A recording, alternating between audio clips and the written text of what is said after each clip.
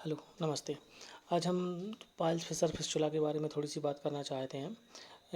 Actually कुछ some time ago मैंने अपने फादर का फिशर का जिसमें उन्हें एक थोड़ी-सी फुंसी थी और मवाद आती थी, जिससे बैठने-उठने में उन्हें काफ़ी तकलीफ़ होती थी। उसका ऑपरेशन हमने करवाया था नागपुर में प्रवीण जी गुप्ता के यहाँ पे। तो क्या एक्सपीरियंस था, कैसा ऑपरेशन था, क्या क्या प्रिकॉशन हमें रखना है, क्या नहीं रखना है, क्या सब उसके बारे में मैं थोड़ी-सी डिटेल दे दूँगा इस वीडियो के माध्यम से। एक्चुअली क्या है मैटर थोड़ा ऐसा है, इसमें कोई बात नहीं करता और लोग यहाँ जाते हैं परेशान होते हैं, उन्हें कुछ पता नहीं रहता कि क्या कैसा होने वाला है। तो मुझे लगा इस वीडियो के माध्यम से अगर किसी की हेल्प हो जाए तो बहुत अच्छा रहेगा। तो स्टार्ट करते हैं। सबसे पहले तो नागपुर शहर में पहुँचने के लिए हमारे पास सारे जितने भी मीन हैं सारे अवेलेबल हैं। ट्रेन, बस, फ्लाइट और हर एक मीन अपने पास अवेलेबल है। तो वहाँ पे एक सीताबर्डी करके प्लेस है, वहाँ पे अगर हम वहाँ पे रेलवे स्टेशन भी है पास में, बस स्टैंड भी वहाँ पे पास में है, मतलब बसें वगैरह नॉर्मल जो आती हैं वहाँ सीताबर्डी जाती हैं। मार्केट है और सारे होटल वगैरह हैं, तो अगर अपन सीताबर्डी उतर जाएँ वहाँ पे होटल वगैरह, चूँकि मार्केट एरिया है पूरा, तो होटल वगैरह खूब सारे हैं, कोई प्रॉब्लम नहीं है। आप आराम से घूम लें, देख लें, आपको वहाँ पे होटल मिल जाएंगे। यहाँ सीताबर्डी से 3 किलोमीटर दूर इनका प्रवीण जी गुप्ता का नर्सिंग होम है। एक्चुअली इनने क्या है, एक बिल्डिंग है, उनका जो घर है, सॉरी बिल्डिंग क्यों, घर है उनका, उसी घर में उनने नीचे की तरफ छोटा सा एक अपना हॉस्पिटल बना रखा है। तो वही है, वहाँ पे क्या है कि टोटल वो पॉश इलाका टाइप का है और वहाँ पे टोटल कॉलोनी टाइप की है वो। तो वहाँ पे मार्केट नहीं है, वहाँ पे कुछ आपको वहाँ से कहीं भी कुछ अगर चीज़ की रिक्वायरमेंट होती है तो आपको थोड़ा 1 आध किलोमीटर का ट्रेवल करना पड़ता है वहाँ पे। ठीक है, तो ये बात हुई अपनी। अब क्या है कि अब अपन सीताबर्डी में रुक जाएंगे, वहाँ से ऑटो वगैरह करके 100 रुपये ऑटो वाला लेगा, वो सब जानते हैं वैसे, कोई प्रॉब्लम नहीं है। आप ऑटो वाले से बोलेंगे हमें यहाँ जाना है, वो आपको 100 रुपये लेगा, छोड़ देगा। अब हम डॉक्टर के पास की बात करें तो डॉक्टर की कंसल्टिंग फ़ीस है 600 रुपये। ठीक है, और ये मॉर्निंग में और इवनिंग के समय 2 टाइम ये देखते हैं डॉक्टर। तो जब हम सब पहले गए थे तो हम इवनिंग में पहुँचे थे, तो हम जब 5 बजे पहुँच गए थे, नंबर लगा लिया था, 6 बजे के करीब करीब डॉक्टर आते हैं, तो हम 7 बजे तक हमारा दिख गया था। उसके बाद उन्होंने देखा तो अंदर ले जाएंगे आपको, पूरा निकट करके पूरा चेक कर लेंगे। और डॉक्टर क्या है थोड़ा सा मतलब आपको इसके एक्सपीरियंस बताऊंगा तो ये थोड़ा डॉक्टर क्या है, खड़ूस टाइप का है, सही से बात नहीं करता, थोड़ा सही से मतलब अपन को आंसर नहीं करेगा। एक बार बोल देगा, अपन अब पूछेंगे सर समझ में नहीं आया तो वो समझाएगा नहीं कुछ, मतलब थोड़ा खड़ूस टाइप का है। तो आप थोड़ा पेशेंस रखिए। और आप जैसे ही जाएंगे तो सबसे पहले तो फ़ोन आपका बाहर रख लेंगे, आप फ़ोन प्लीज़ अंदर मत ले जाना। अगर फ़ोन अंदर ले जाएंगे डॉक्टर देख लेगा तो वो चिढ़ जाएगा, चिल्लाना चोटी करने लगेगा और भगा देगा, उसको उतनी चिंता नहीं है मतलब, क्योंकि उसके यहाँ पे लोग आ रहे हैं, क्योंकि उसके उसके पास क्या है, माउथ पब्लिसिटी टाइप की हो गई है काफ़ी ज़्यादा। और फेमस भी है वैसे, डॉक्टर भी अच्छा है, नो डाउट, ऑपरेशन वगैरह करता है, अच्छा है और काफ़ी एक्सपीरियंस भी है। तो इस वजह से आप लोग उसकी बातों से थोड़ा आप हट ना हो और ना अपने ईगो पे आप लें इसको अब, क्योंकि हम वहाँ पे ऑपरेशन कराने आए हैं, अपना चेकअप कराने आए हैं, इलाज लेने आए हैं, ना कि उसकी डॉक्टर की बातों से अपन को हट होना है। ठीक है, तो अब ये हो गया। ऑपरेशन हमारा हुआ था मॉर्निंग में, डॉक्टर क्या है कि मॉर्निंग में ही ऑपरेशन करते हैं जितने भी करते हैं, और इवनिंग में कोई ऑपरेशन वगैरह नहीं करते वो। तो मॉर्निंग में अपना ऑपरेशन होगा। उसके पहले क्या है कि ऑपरेशन करने के पहले वो जैसे अपन कंसेंट दे देंगे अपना कि हमें ऑपरेशन कराना है, तो वो आपको एक कुछ अमाउंट, सर्टन अमाउंट, 1000 रुपये, 5000 रुपये, जो भी आपका होगा वो जमा करवा लेंगे, आपको स्लिप दे देंगे। और अगले दिन आपको हाँ एक चीज़ और, शाम के आपको एक एनाफिन पाउडर देंगे खाने के लिए। तो वो और बोलेंगे कि आप छोटी बोतल लेना। एक्चुअली क्या है कि जो एनाफिन पाउडर है वो आपको ऑपरेशन के बाद भी 6 महीने तक खाना है। तो आप छोटी बोतल ना लेके अगर आप बड़ा वाला पैकेट भी ले लेंगे, वो 600 रुपये के करीब आएगा, तो वही आप सीधा ले ले सकते हैं, उसमें कोई प्रॉब्लम नहीं है। क्योंकि ये शायद इनका क्या है कि ये जो जितनी भी दवाई वो डॉक्टर लिखते हैं वो सब उनके लड़के की कंपनी है, तो वो प्रेफर करते हैं कि बाहर से चीज़ कम से कम खरीदी जाए, वो उनके थ्रू ही खरीदी जाए, जिससे वो बचा खुचा मार्जिन भी वो पूरा नहीं मिल जाए। मतलब ये जो अपन पूरा अस्पतालों का सिस्टम देखते हैं कि डॉक्टर किस तरह से पेशेंट को लूटते हैं, वो सिस्टम यहाँ चलता है। तो डॉक्टर मतलब इस तरह का सिस्टम यहाँ पूरा है। ठीक है, तो आपको एनाफिन पाउडर वो देंगे रात में आपको खाना, जिससे सुबह आपका पेट अच्छे से साफ़ हो जाएगा। अगले दिन आप सुबह नहा के खाना। और हाँ एक चीज़ और, ये डॉक्टर मतलब डॉक्टर के यहाँ पे आपको फैसिलिटी के नाम पे कुछ भी नहीं मिलने वाला, आपको खुद अपना चादर ले जाना पड़ेगा। ठीक है, हर चीज़ आपको खुद करना पड़ेगी, खुद से ही सब करना पड़ेगा। डॉक्टर के यहाँ तो बस आपको एक बिल्डिंग मिल रही है, कमरा मिल रहा है, एक बेड मिलेगा लेटने के लिए, उस पर उसका चादर वगैरह या फिर अदर जो आपको एम्यूनिटीज़ की आवश्यकता होगी वो आपको खुद ही अपने पैसे से खरीदनी पड़ेगी। यहाँ कुछ नहीं है, एसी भी नहीं मिलेगा आपको कि सोचो कि एसी वाले कमरा होगा बढ़िया, ऐसा कुछ नहीं है। ठीक है, तो अपन का सुबह ऑपरेशन होगा हुआ मतलब हमारे फादर का था वो, जो सुबह ऑपरेशन हुआ था, ऑपरेशन के बाद वो कमरे में ला के छोड़ देते हैं, तो दिन भर अपन कमरे में रहते हैं। ठीक है। तो कमरे नॉर्मल से हैं, बेकार टाइप के, कुछ बहुत आप सोचेंगे कि बड़ा हॉस्पिटल टाइप का है, तो हॉस्पिटल वगैरह कुछ नहीं है, एक छोटा सा मतलब एक छोटा सा नर्सिंग होम टाइप का ही है बिल्कुल। कमरे भी ऐसे ही हैं और उसमें कोई फैसिलिटी वगैरह कुछ है नहीं है।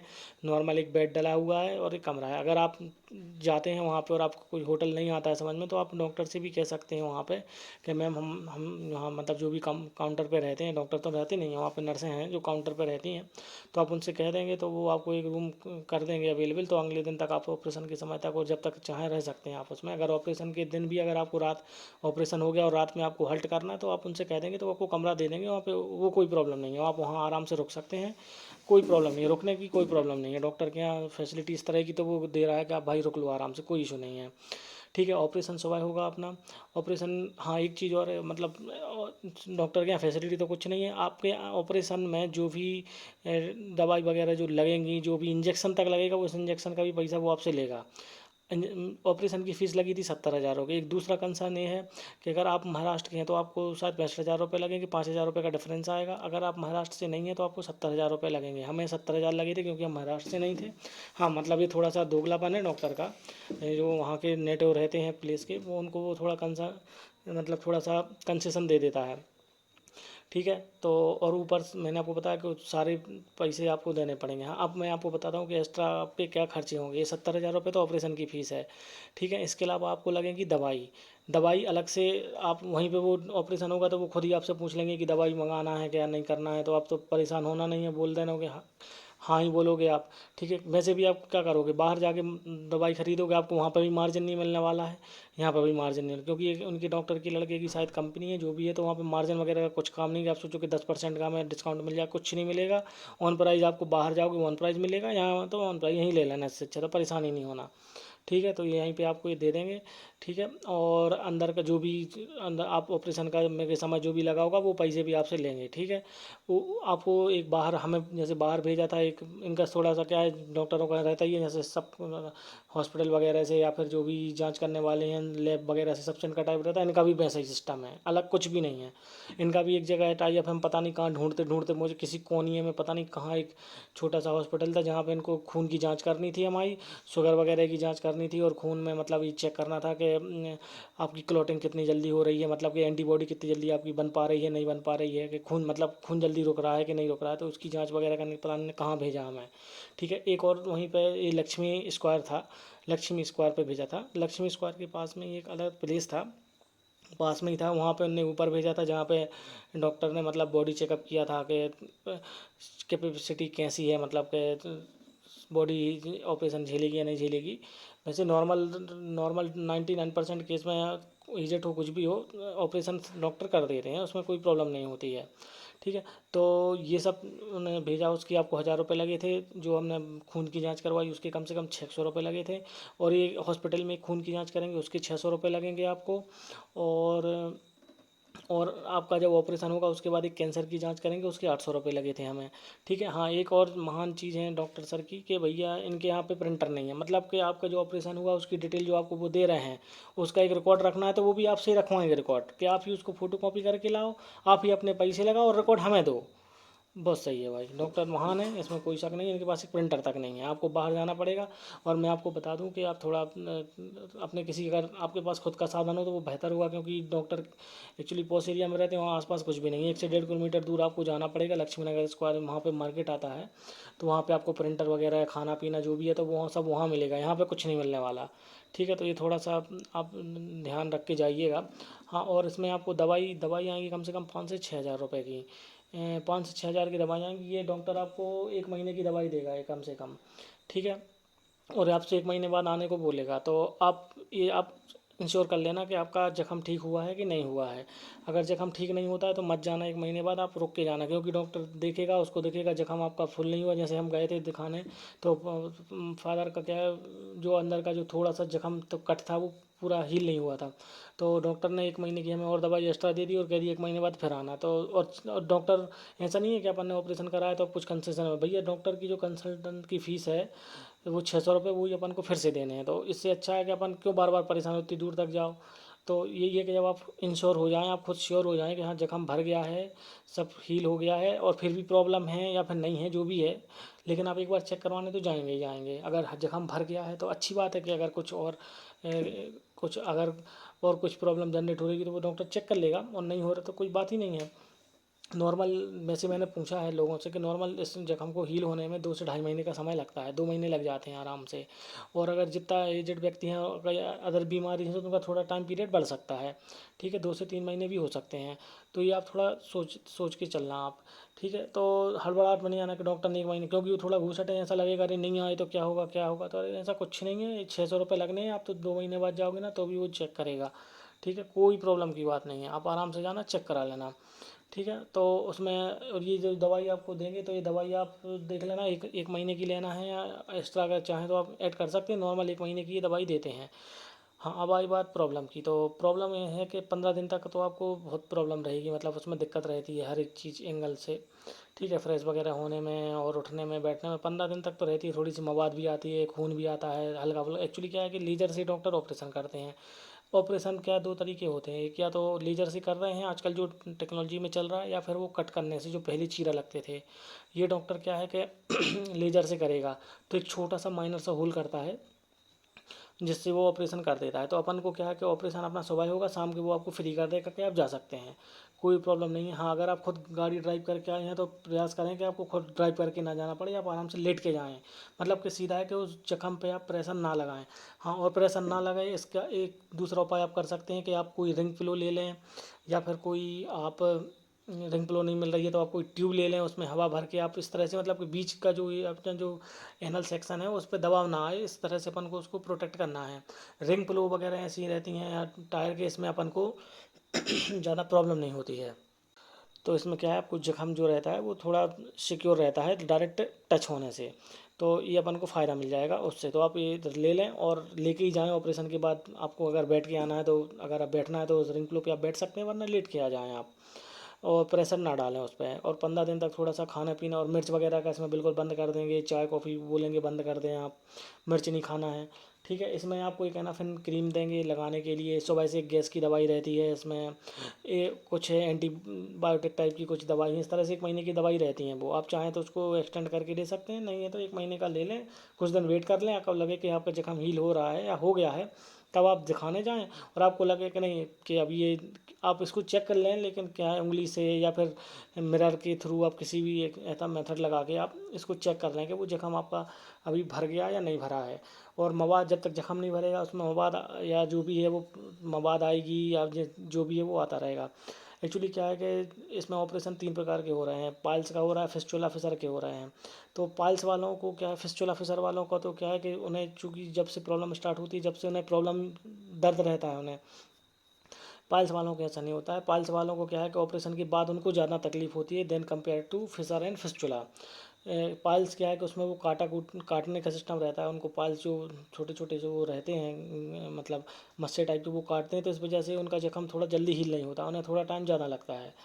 तो ये थोड़ा आप देख के चलना, ये जो भी पाइल्स वाले हैं तो थोड़ा मेंटली आप प्रिपेयर रहना कि आपको थोड़ा सा कंपेयर टू दर्द ज़्यादा रहेगा। क्योंकि क्या है, इस बारे में कोई ज़्यादा बात नहीं करता है, इसलिए लोगों को ज़्यादा जानकारी नहीं नहीं भी रहती है। तो इसमें आपको थोड़ा दर्द ज़्यादा रहेगा, ये तो मैंने बताया आपको। और एक और चीज़ है कि डॉक्टर कैसा है, तो डॉक्टर ठीक है, एक्सपीरियंस है, काफ़ी समय से ऑपरेशन कर रहा है। और जैसे हमारे फादर को ने ऑपरेशन सुबह किया था, शाम के हम घर आ गए थे, और उन्हें मतलब बाकी अदर कोई रिलेटेड इशू नहीं हुआ। और एक्चुअली क्या है, वो दवाई इतनी ज़्यादा चलती हैं तो उसमें पेन वगैरह उतना ज़्यादा महसूस भी नहीं होता है। और स्टूल के लिए वो आपको वो सिरप जो मैंने आपको बताया एनाफिन वाला पाउडर रहता है, वो डेली आपको लेना होता है, तो सुबह से स्टूल स्मूथ भी रहता है और बहुत इजीली पास हो जाता है, मतलब पेट तुरंत खाली हो जाता है। तो उस वजह से आपको टेंशन नहीं लेना है कि क्या होगा कैसे होगा, वो सब इजीली होता जाएगा आपका। हाँ, थोड़ा सा पेन रहता है, 15 दिन का थोड़ा सा दर्द ज़्यादा है, उसके बाद आप जैसे जैसे टाइम पीरियड आगे बढ़ेगा प्रॉब्लम आपकी वैसे वैसे कम होती जाएगी, ठीक है। और ऑपरेशन का क्या कैसा है, तो ऑपरेशन का मैंने आपको बता दिया था, 70,000 रुपये हमें लगे थे, और अदर एक्सपेंसेस हमने जो ऐड करके आपको बता दिए। डॉक्टर का नेचर थोड़ा सा खड़ूस है, मैं आप बता ही चुका हूँ कि डॉक्टर थोड़ा खड़ूस टाइप का है, बहुत अच्छे से जवाब नहीं देता है। तो आप फ़ोन बिल्कुल अंदर मत ले जाना, नहीं तो डॉक्टर बहुत ज़्यादा भड़क जाएगा। और उनके यहाँ पे फैसिलिटी के नाम पे आपको कुछ मिलने वाला नहीं है, खास कोई फैसिलिटी वगैरह नहीं है। साधारण सा रूम है, साधारण से कमरे हैं और ऐसे ही है मतलब सिस्टम। और अपना चादर वगैरह खुद ही लेके जाना है, नहाना है। और हाँ, लेडीज़ की मैंने बात नहीं की। लेडीज़ के लिए क्या रहता है कि वो इस तरह के मतलब गाउन वगैरह पहना लेते हैं जिससे कि उन्हें प्रॉब्लम ना हो। क्योंकि अगर बहुत ज़्यादा जीन्स वगैरह या फिर इस तरह के कुछ कॉम्प्लिकेटेड कपड़े पहनेंगे तो उन्हें प्रॉब्लम होती है। क्योंकि जब वो आपको ऑपरेशन थिएटर में ले जाते हैं तो वहाँ पे आपके सारे कपड़े को रिमूव करवा देते हैं, नीचे साइड के पोर्शन के कपड़े वो रिमूव होते हैं। तो क्योंकि बाद में वो आपको पहना देंगे, बाद में ऑपरेशन में क्या होता है कि आपको सीधा बेहोश कर देंगे, कि आप सीधा टोटल बेहोश हो जाएंगे। ठीक है, तो आपको वो अंदर कमरे के अंदर ले लेंगे, आपको बेड अपने उस पर नेकेट करके बेड पे लिटा देंगे और बस आपको इंजेक्शन लगा देंगे, आप बेहोश हो जाएंगे और सीधा आपको होश कमरे में आएगा। ठीक है, तो फिर वहाँ पे ही सारी प्रोसेस होगी। डॉक्टर बीच में, डॉक्टर बिल्कुल नहीं आएगा, आपका कोई इंटरेक्शन नहीं होगा डॉक्टर से। ना ही आपको ऑपरेशन थिएटर में पता चलेगा डॉक्टर ने किया कि किसने किया। वहाँ पे सिर्फ 2 लोग उनके कंपाउंडर रहते हैं जो वो ही आपको मिलेंगे। डॉक्टर तो ऑपरेशन के समय ही आता होगा हमारे ख्याल से, तो क्योंकि होश में तो रहता नहीं है व्यक्ति कि उसे पता चले कि डॉक्टर है कि कौन है। तो वो तो सीधा आपको डॉक्टर से आपका इंटरेक्शन नहीं होगा फिर बिल्कुल भी इस दौरान। वो तो सिर्फ आपका उनके केबिन में जहाँ पे वो जांच करते हैं सिर्फ इंटरेक्शन आपको वहीं पे होगा, उसके अलावा वो आपको कहीं नहीं मिलने वाले। ठीक है, उसके बाद कमरे में आपको लाएंगे और आपको बीच मतलब वो बीच बीच में एक जो जो उनकी नर्स है वो आके आपको देख लेंगी। जो भी रिक्वायरमेंट होगी वो आप उनसे कहेंगे, वो आपको फिलफ़िल कर देंगी वो। इसके अलावा कुछ भी नहीं है। ऑपरेशन बहुत इजी रहता है, आपको पता भी नहीं चलता कि कब ऑपरेशन हो गया कब नहीं हो गया। कोई पेन नहीं होगा, कोई आपको ब्लीडिंग नहीं होगी बहुत ज़्यादा।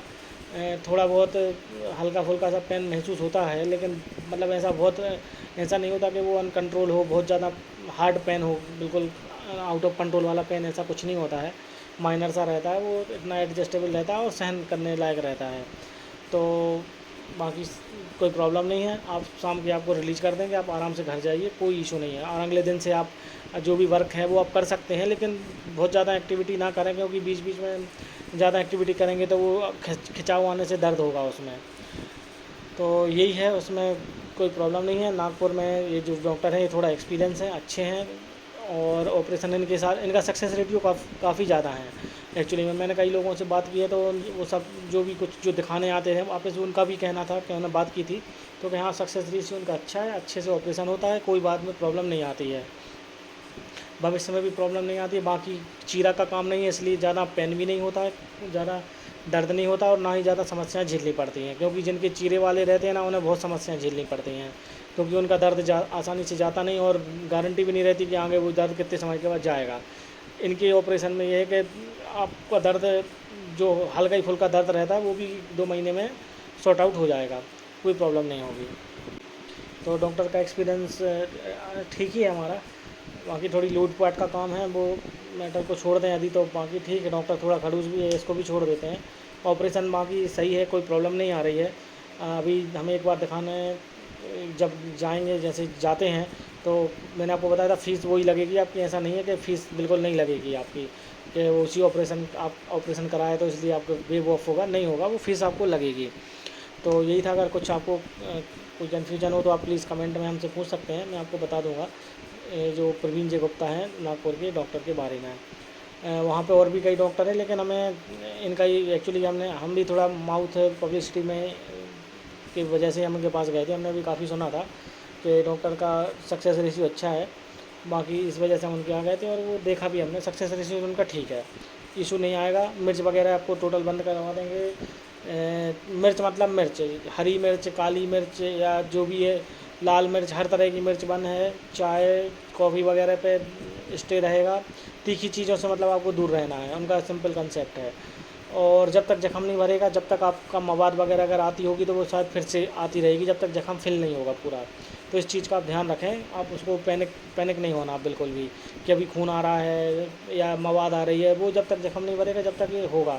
दवाई आपको डेली, हाँ सबसे बड़ी बात मैं भूल गया, सबसे बड़ी बात ये है कि आपको गर्म पानी में बैठना है, कुछ ना मतलब सफाई करनी है आपको डेली, सुबह शाम, मतलब 2 बार तो करनी है। ज़्यादा गर्म पानी नहीं होना चाहिए, कुनकुना रहे, जो मतलब अपन की बॉडी सह सके, क्योंकि वो एनल सेक्शन सबसे सॉफ्ट रहता है इसलिए। धन्यवाद।